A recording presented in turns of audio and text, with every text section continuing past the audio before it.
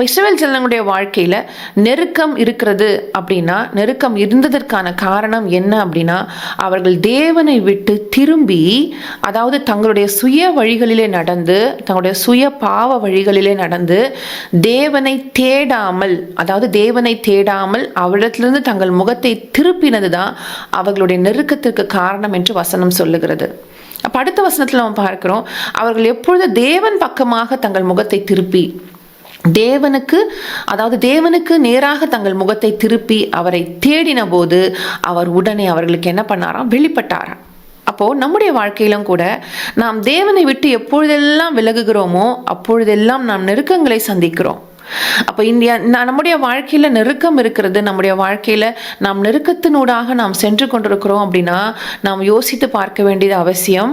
தேவன் பக்கமாக நாம் திரும்பி இருக்கிறோமா அல்லது தேவனை விட்டு நாம் விலகி இருக்கிறோமா என்கிறத நம்ம என்ன பண்ணணும்னா ஆராய்ந்து பார்க்க வேண்டியது அவசியமாக இருக்கிறது.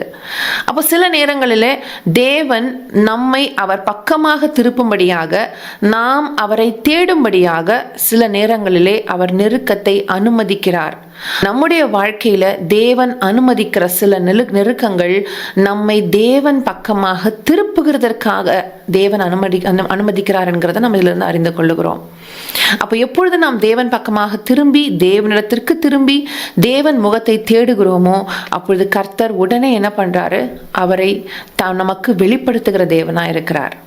அவர் காலகாலங்களாக எல்லா ஜனங்களுக்கும் தன்னை வெளிப்படுத்தின தேவன், தான் யார் என்கிறதை வெளிப்படுத்தின தேவன். இந்த காலகட்டத்திலும் கர்த்தர் அவர் யார் என்கிறதை நமக்கு வெளிப்படுத்த சித்தமுள்ளவராயிருக்கிறார். அப்போ நாம் என்ன பண்ணணும்? தேவனிடத்திற்கு நம்ம திரும்பி அவர் முகத்தை நம்ம என்ன பண்ணணும்? தேடணும். கர்த்தரை நாம் தேடும் பொழுது அவர் நமக்கு வெளிப்படுவார்.